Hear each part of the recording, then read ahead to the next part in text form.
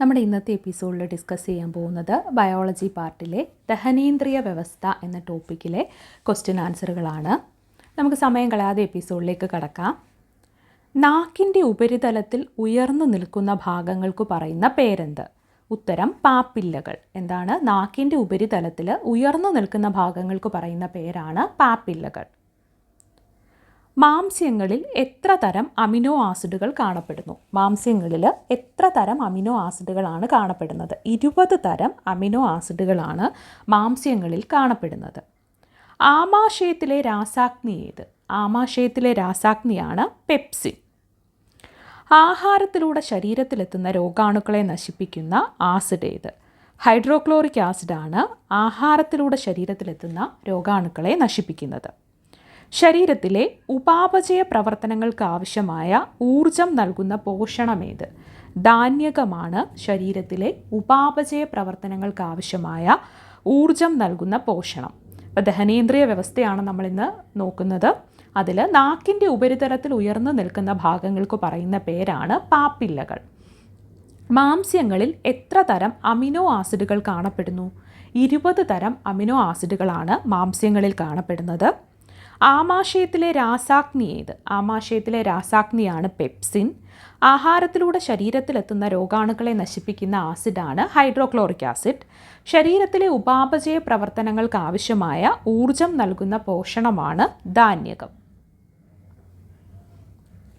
ശരീരത്തിലെ രാസപ്രവർത്തനത്തിൻ്റെ ഗതിയെ നിർണ്ണയിക്കുന്ന വസ്തുക്കളാണ് എൻസൈമുകൾ. ശരീരത്തിലെ രാസപ്രവർത്തനത്തിൻ്റെ ഗതിയെ നിർണ്ണയിക്കുന്ന വസ്തുക്കളാണ് എൻസൈമുകൾ. സസ്യഭോജികളിൽ ഇല്ലാത്ത പല്ലാണ് കോമ്പല്ല്. സസ്യഭോജികളിൽ ഇല്ലാത്ത പല്ലാണ് കോമ്പല്ല്. പോളിഡിപ്സിയ എന്താണ്? അമിതദാഹത്തിനെയാണ് നമ്മൾ പോളിഡിപ്സിയ എന്ന് പറയുന്നത്. അമിതദാഹത്തിന് പറയുന്ന പേരാണ് പോളിഡിപ്സിയ.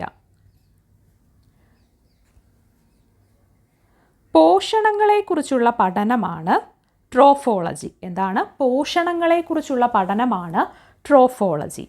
ദഹന പ്രക്രിയ പൂർണ്ണമാകാൻ എത്ര സമയം വേണം? 4 മുതൽ 5 മണിക്കൂർ വരെയാണ് ദഹന പ്രക്രിയ പൂർണ്ണമാകാൻ വേണ്ട സമയം. പിത്തരസത്തിലടങ്ങിയ പിഗ്മെൻറ്റുകളാണ് ബിലിറുബിനും ബിലിവർഡിനും. എന്തൊക്കെയാണ്? പിത്തരസത്തിലടങ്ങിയ പിഗ്മെൻറ്റുകളാണ് ബിലിറുബിനും ബിലിവർഡിനും. അപ്പോൾ ശരീരത്തിലെ രാസപ്രവർത്തനങ്ങളുടെ ഗതിയെ നിർണ്ണയിക്കുന്ന വസ്തുക്കളാണ് എൻസൈമുകൾ. സസ്യഭോജികളിൽ ഇല്ലാത്ത പല്ലാണ് കോമ്പല്ല്. പോളിഡിപ്സിയ അമിതദാഹം, അതാണ് പോളിഡിപ്സിയ. പോഷണങ്ങളെക്കുറിച്ചുള്ള പഠനമാണ് ട്രോഫോളജി. ദഹനപ്രക്രിയ പൂർണ്ണമാകാൻ 5 മുതൽ 6 മണിക്കൂർ വരെ വേണ്ടിവരും. പിത്തരസത്തിലടങ്ങിയ പിഗ്മെൻറ്റുകളാണ് ബിലിറുബിനും ബിലിവർഡിനും. പിത്തരസം എവിടെയാണ് സംഭരിക്കുന്നത്? പിത്താശയത്തിലെ ഗാൾ ബ്ലാഡറിലാണ് പിത്തരസം സംഭരിക്കുന്നത്. പിത്തരസം എവിടെയാണ് സംഭരിക്കുന്നത്? പിത്താശയത്തിലെ ഗാൾ ബ്ലാഡറിലാണ് പിത്തരസം സംഭരിക്കുന്നത്. ഭക്ഷണത്തിലടങ്ങിയ ജലാംശം ആഗിരണം ചെയ്യുന്ന ദഹനേന്ദ്രിയ വ്യവസ്ഥയിലെ അവയവമാണ് വൻകുടൽ. എന്താണ്? ഭക്ഷണത്തിലടങ്ങിയിട്ടുള്ള ജലാംശത്തെ ആഗിരണം ചെയ്യുന്ന ദഹനേന്ദ്രിയ വ്യവസ്ഥയിലെ അവയവമാണ് വൻകുടൽ. അമിലൈസ് എന്ന എൻസൈം എന്തിലാണ് പ്രവർത്തിക്കുന്നത്? അന്നജത്തിലാണ് അമിലൈസ് എന്ന എൻസൈം പ്രവർത്തിക്കുന്നത്. ആഹാരത്തിൻ്റെ ദഹനം പൂർത്തിയാകുന്നത് എവിടെ വച്ചാണ്? ആഹാരത്തിൻ്റെ ദഹനം പൂർത്തിയാക്കുന്നത് ചെറുകുടലിൽ വച്ചാണ്. ആഹാര വസ്തുക്കൾ കടിച്ചു മുറിക്കാൻ സഹായിക്കുന്ന പല്ലാണ് ഉളിപ്പല്ല്. ആഹാര വസ്തുക്കൾ കടിച്ചു മുറിക്കാൻ സഹായിക്കുന്ന പല്ലാണ് ഉളിപ്പല്ല്. അപ്പോൾ പിത്തരസം സംഭരിക്കുന്നത് പിത്താശയത്തിലെ ഗാൾ ബ്ലാഡറിലാണ്.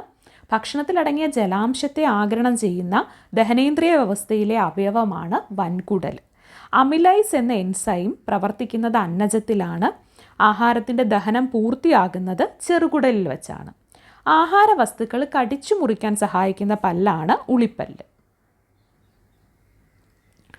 ആഹാരത്തെ ആമാശയത്തിലെത്തിക്കുന്ന അന്നനാളത്തിൻ്റെ പ്രത്യേക തരം സങ്കോച വികാസത്തിൻ്റെ പേരാണ് പെരിസ്റ്റാൾസിസ്. എന്താണ്? ആഹാരത്തെ ആമാശയത്തിലെത്തിക്കുന്ന അന്നനാളത്തിൻ്റെ പ്രത്യേക തരം സങ്കോച വികാസത്തിൻ്റെ പേരാണ് പെരിസ്റ്റാൾസിസ്. ആദ്യമായിട്ട് കണ്ടെത്തിയ എൻസൈമാണ് സൈമേസ്. ആദ്യമായിട്ട് കണ്ടെത്തിയ എൻസൈം ഏതാണ്? സൈമേസ്.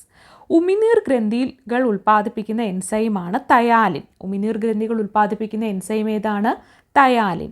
നാം കഴിക്കുന്ന ആഹാരം ശ്വാസനാളത്തിലേക്ക് പോകാതെ തടയുന്ന ഭാഗമാണ് ക്ലോമപിതാനം അല്ലെങ്കിൽ എപ്പിഗ്ലോട്ടിക്സ്. എന്താണ്? നാം കഴിക്കുന്ന ആഹാരം ശ്വാസനാളത്തിലേക്ക് പോകാതെ അത് അന്നനാളത്തിലൂടെ പോകാൻ വേണ്ടി ശ്വാസനാളത്തിലേക്ക് പോകാതെ തടയുന്നത് ക്ലോമപിതാനം അല്ലെങ്കിൽ എപ്പിഗ്ലോട്ടിസ് ആണ്. നിർജ്ജലീകരണം ഉണ്ടാകുമ്പോൾ ശരീരത്തിൽ നിന്ന് നഷ്ടമാകുന്ന ലവണമാണ് സോഡിയം ക്ലോറൈഡ് എന്ന് പറയുന്നത്. അപ്പോൾ ആഹാരത്തിനെ ആമാശയത്തിലെത്തിക്കുന്ന അന്നനാളത്തിൻ്റെ സങ്കോച വികാസത്തിന് പറയുന്ന പേരാണ് പെരിസ്റ്റാൾസിസ്. ആദ്യമായിട്ട് കണ്ടെത്തിയ എൻസൈമാണ് സൈമേസ്. ഉമിനീർ ഗ്രന്ഥികൾ ഉൽപ്പാദിപ്പിക്കുന്ന എൻസൈമാണ് തയാലിൻ. നാം കഴിക്കുന്ന ആഹാരം ശ്വാസനാളത്തിലേക്ക് പോകാതെ തടയുന്നത് ക്ലോമപിതാനം അല്ലെങ്കിൽ എപ്പിഗ്ലോട്ടിസ് ആണ്. നിർജ്ജലീകരണം ഉണ്ടാകുമ്പോൾ ശരീരത്തിൽ നിന്ന് നഷ്ടമാകുന്ന ലവണമാണ് സോഡിയം ക്ലോറൈഡ്. പല്ലുകൾക്ക് നിറം നഷ്ടപ്പെടുന്നതിന് കാരണമാകുന്ന ആൻറ്റിബയോട്ടിക്കാണ് ടെട്രാസൈക്ലിൻ.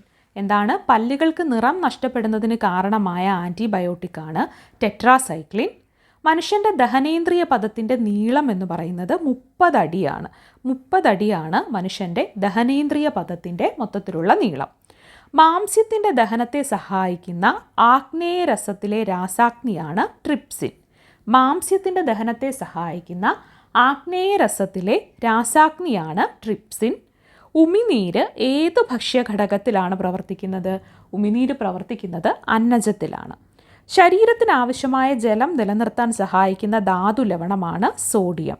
ശരീരത്തിൽ ആവശ്യമായ ജലം നിലനിർത്താൻ സഹായിക്കുന്ന ധാതു ലവണം ഏതാണ്? സോഡിയമാണ്.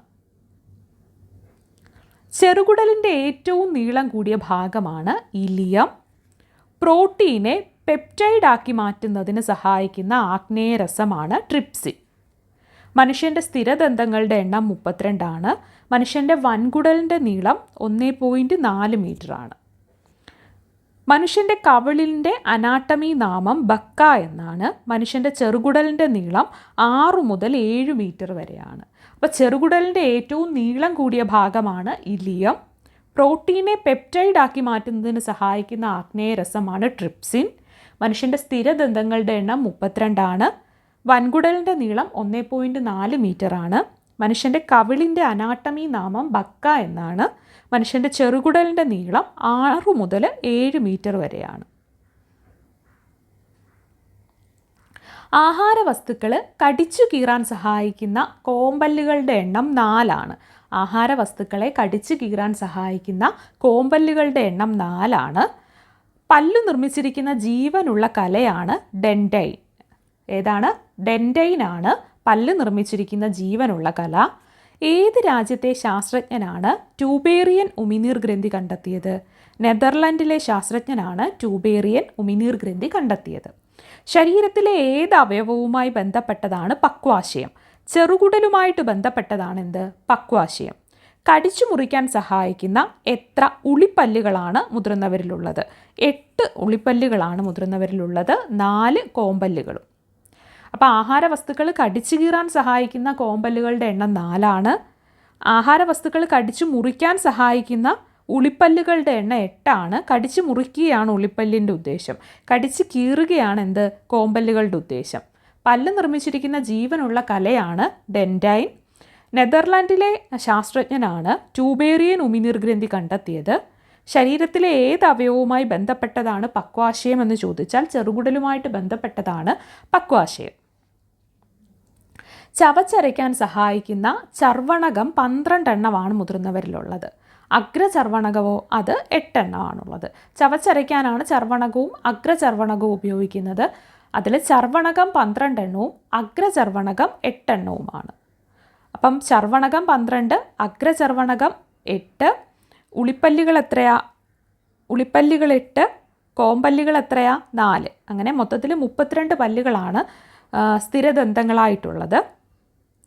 പല്ലിൽ രക്തക്കുഴലുകളും നാഡികളും സ്ഥിതി ചെയ്യുന്ന ഭാഗമാണ് പൾപ്പ് കാവിറ്റി. എന്താണ്? പല്ലിൽ രക്തക്കുഴലുകളും നാഡികളും സ്ഥിതി ചെയ്യുന്ന ഭാഗമാണ് പൾപ്പ് ക്യാവിറ്റി. ഭക്ഷണ പദാർത്ഥങ്ങളുടെ അഭാവത്തിൽ പല്ലിൽ ഉൽപ്പാദിപ്പിക്കപ്പെടുന്ന ഹോർമോണാണ് ഗ്രേലിൻ. ഭക്ഷണപദാർത്ഥങ്ങളുടെ അഭാവത്തിൽ പല്ലിൽ ഉൽപ്പാദിപ്പിക്കുന്ന ഹോർമോൺ ഏതാണ്? ഗ്രേലിൻ. മനുഷ്യ ശരീരത്തിലെ ഏറ്റവും കട്ടി കൂടിയ ഭാഗം പല്ലിൻ്റെ ഇനാമലാണ്. അന്നജത്തെ മാൾട്ടോസ് ആക്കി മാറ്റാൻ സഹായിക്കുന്ന ആഗ്നേയരസം ഏതാണ്? ആഗ്നേയരസമാണ് പാൻക്രിയാറ്റിക് അമിലേസ്. അന്നജത്തെ മാൾട്ടോസ് ആക്കി മാറ്റാൻ സഹായിക്കുന്ന ആഗ്നേയരസമാണ് പാൻക്രിയാറ്റിക് അമിലേസ്. മാംസ്യം, കൊഴുപ്പ് എന്നിവയിൽ ഗ്ലൂക്കോസ് നിർമ്മിക്കുന്നതിന് സഹായകമായിട്ടുള്ള ഹോർമോണാണ് കോർട്ടിസോൾ. എന്താണ്? മാംസ്യം, കൊഴുപ്പ് എന്നിവയിൽ ഗ്ലൂക്കോസ് നിർമ്മിക്കുന്നതിന് സഹായിക്കുന്ന ഹോർമോണാണ് കോർട്ടിസോൾ. കൊഴുപ്പിനെ ഫാറ്റി ആസിഡും ഗ്ലിസറോളും ആക്കി മാറ്റുന്നതിന് സഹായിക്കുന്ന ആഗ്നേയരസമാണ് പാൻക്രിയാറ്റിക് ലിപ്പേസ്. ചെറുകുടലിൻ്റെ ഭിത്തിയിൽ കാണുന്ന പോഷകാകിരണത്തിനുള്ള വിരലുകൾ പോലുള്ള ഭാഗത്തെ വില്ലസുകൾ എന്നാണ് പറയുന്നത്. എന്താണ്? ചെറുകുടലിൻ്റെ ഭിത്തിയിൽ കാണുന്ന പോഷക ആകിരണത്തിനുള്ള വിരലുകൾ പോലെയുള്ള ഭാഗമാണ് വില്ലസുകൾ. ദഹനേന്ദ്രിയ വ്യവസ്ഥയുടെ ഏതു ഭാഗത്ത് വെച്ചാണ് പോഷക ഘടകങ്ങൾ രക്തത്തിലേക്ക് ആഗിരണം ചെയ്യുന്നത്? അത് ചെറുകുടലിൽ വെച്ചാണ് പോഷക ഘടകങ്ങൾ രക്തത്തിലേക്ക് ആഗിരണം ചെയ്യുന്നത്.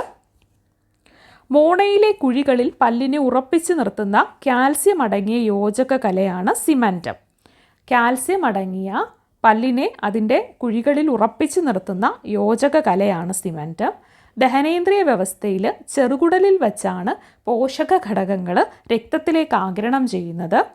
ചെറുകുടലിൻ്റെ ഭിത്തിയിൽ കാണുന്ന പോഷക ആഗിരണത്തിനുള്ള വിരലുകൾ പോലുള്ള ഭാഗമാണ് വില്ലസുകൾ. കൊഴുപ്പിനെ ഫാറ്റി ആസിഡും ഗ്ലിസറോളും ആക്കി മാറ്റുന്നതിന് സഹായിക്കുന്ന ആഗ്നേയരസമാണ് പാൻക്രിയാറ്റിക് ലിപ്പേസ്. മാംസ്യം, കൊഴുപ്പ് എന്നിവയിൽ ഗ്ലൂക്കോസ് നിർമ്മിക്കുന്നതിന് സഹായിക്കുന്ന ഹോർമോണാണ് കോർട്ടിസോൾ. മനുഷ്യ ശരീരത്തിന് ദഹിപ്പിക്കാൻ കഴിയാത്ത ധാന്യകമാണ് സെല്ലുലോസ്. മനുഷ്യ ശരീരത്തിലെ 81ാമത്തെ അവയവമാണ് ട്യൂബേറിയൻ ഉമിനീർ ഗ്രന്ഥി. മാംസ്യത്തിൻ്റെ ദഹനം ആരംഭിക്കുന്നത് എവിടെ വെച്ചാണ്? ആമാശയത്തിൽ വെച്ചാണ് മാംസ്യത്തിൻ്റെ ദഹനം ആരംഭിക്കുന്നത്. അടിസ്ഥാന രുചികളാണ് കയ്പ്, പുളി, ഉപ്പ്, മധുരം മുതലായവ. അപ്പോൾ അടിസ്ഥാന രുചികൾ ഏതൊക്കെയാണ്? കയ്പ്, പുളി, ഉപ്പ്, മധുരം. മാംസ്യത്തിൻ്റെ ദഹനം ആരംഭിക്കുന്നത് ആമാശയത്തിൽ വെച്ചാണ്. മനുഷ്യ ശരീരത്തിലെ 81ാമത്തെ അവയവമാണ് ട്യൂബേറിയൻ ഉമിനീർ ഗ്രന്ഥി. മനുഷ്യ ശരീരത്തിൽ ദഹിപ്പിക്കാൻ കഴിയാത്ത ധാന്യകമാണ് സെല്ലുലോസ്. ഇത്രയും കാര്യങ്ങളാണ് നമുക്ക് ദഹനേന്ദ്രിയ വ്യവസ്ഥയുമായിട്ട് ബന്ധപ്പെട്ട് പറയാനായിട്ടുള്ളത്. കാര്യങ്ങൾ എന്ത് ചെയ്യുക? വീണ്ടും വീണ്ടും ആവർത്തിച്ച് കേൾക്കുക, ആവർത്തിച്ച് കേട്ട് മനസ്സിലാക്കുക. നമുക്ക് കൂടുതൽ ഇൻഫർമേറ്റീവായിട്ടുള്ള കാര്യങ്ങളുമായിട്ട് മറ്റൊരു എപ്പിസോഡിൽ കാണാം.